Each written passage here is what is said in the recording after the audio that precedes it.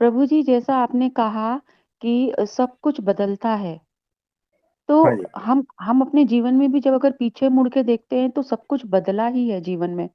परंतु फिर भी हमारे भीतर एक नई मान्यता जैसे उत्पन्न हो जाती है या भ्रम उत्पन्न हो जाता है कि जो गया वो तो जाने के लिए था, पर जो अब है ना, ये नहीं जाएगा। तो ये इस तरह की चीज़ों से हम लोग कैसे उभर कर बाहर आएँ? क्योंकि ये जाना तो ना सब कुछ समझी है। है। जी। ये ना समझी है। अभी भी समझे नहीं है। आपको पता है कि जो गया वो गया, जो है वो भी चला जाएगा। ये आपको सिर्फ शब्दों में पता है, भीतर से पता नहीं है। भीतर से अभी भी वो समझ आई नहीं है। हमें भीतर की समझ चाहिए, और भीतर की समझ हमने बता दी कि किस तरह से आएगी। तो साक्षी भाव में सारा कुछ देखो कि ये हो क्या रहा है। तो जीवन में जो जो चीजें थी वो आज नहीं है, ऐसा ही ना। हाँ जी, प्रभु जी। और आज जो चीज है ना वो भविष्य में नहीं रहेगी। फिर इतना भी हम सत्य। पकड़ने की कोशिश करते हैं। हाँ, इतना सत्य हम नहीं समझते और उसको पकड़ने की कोशिश करते हैं। वो व्यर्थ है।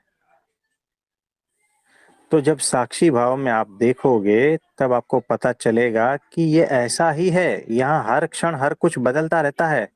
क्यों पकड़ते हो? पकड़ के दुख ही मिलेगा। तो देखो, अभी भी नहीं समझे, इतना दुख मिलने के बाद भी नहीं समझे कि इसको छोड़ दो तो सुखी हो जाओगे। लेकिन नहीं, हम उसको पकड़ के बैठते हैं। हमें दुख अच्छा लगने लगता है फिर, कि हम और दुखी हैं, हम और रोए तो हमें वो अच्छा लगता है। आदत पड़ गई है हमें। 20 साल से, 30 साल से, 50 साल से आदत पड़ गई है दुखी होने की। और दुख को, जब जीवन में दुख नहीं रहेगा तो हम क्या करें? अरे, ये ऐसी आदत हो गई है। तो हमें ऐसा लगता है कि ये दुख नहीं होगा तो हम, हमारा क्या होगा। इसीलिए हम दुख को पकड़ के रखते हैं, भूतकाल को पकड़ के रखते हैं, वर्तमान में जो है उसको भी पकड़ते रहते हैं।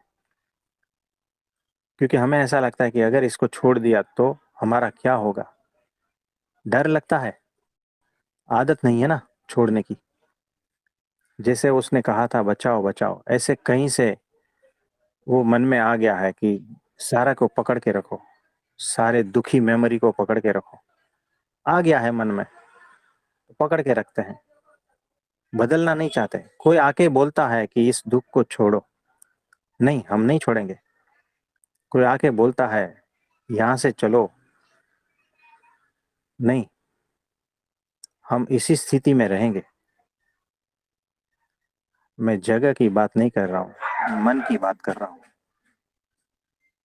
है ना। हमारा मन ऐसा हो चुका है। तो प्रभु और जी, इसमें आगे बोले, परंतु प्रभु जी, बताइए। इसमें ये भी तो हो सकता है ना कि पास्ट में हमने इतने कड़वे अनुभव कर लिए हैं कि अब कोई सच्चा व्यक्ति भी आके हमें सच कह रहा है तो हमें विश्वास नहीं हो रहा, क्योंकि पास्ट का जो अनुभव है वो बार बार हमको रोक रहा है उस बात पे विश्वास करने के लिए। तो ये ऐसा ही होता है कि देखो, वो बैल होता है ना, बैल, 100 बैल और 100 गाय एक गांव के मैदान में आए थे। और वो जो छोटा सा बछड़ा था, वो गांव में बैल, गाय वगैरह सब आए थे। उसमें जो छोटा बछड़ा रहता है वो अपनी माँ का दूध पीता है। अब जो गाय लोग है वो घास चरने के लिए गई थी। ये बच्चा पीछे छूट गया। अब उसको लगी भूख। तो क्या करता था, वो अपनी माँ को ढूंढ रहा है, लेकिन वहां पर तो 100 बैल है। जहां पर भी जाता है कि चलो यहां से दूध पी ले, लेकिन वो जो बैल है उसको लात मारता है, उसके मुंह सूज गया। हर जगह पे लात खा के उसका मुंह सूज जाता है। अब ये लात खाने का जो एक्सपीरियंस है उसको बहुत बड़ा हो गया ना। और फिर जब शाम को उसकी माँ लौट के आती है तो भूख तो लगी है पूरी, लेकिन मुंह पूरा सूजा है। अब उसकी असली माँ आई ना, तो वो दूध पीने के लिए सक्षम नहीं था। वैसा ही है कि यहाँ पर जो जीव है ना भटकता है, बहुत सारे बैड एक्सपीरियंसेस होते हैं, अलग अलग गुरुओं के पास जाके आता है, अपना मुंह सुजा के आता है, और जब असली माँ का दूध पीने के लिए समय आता है ना, तब उसके ऊपर डाउट करता है, पी भी नहीं पाता है, क्योंकि वो पास्ट एक्सपीरियंस है ना, कहीं यहाँ से भी तो लात ना पड़े। ये ऐसा है। तो आपने सही कहा है, ये ऐसा होता है। तो जब सत्पुरुष आपको कहते हैं ना, तो भी आपको बात मानने में नहीं आती, क्योंकि पिछले बहुत सारे एक्सपीरियंसेस बहुत बैड हो चुके हैं, इसीलिए ऐसा होता है।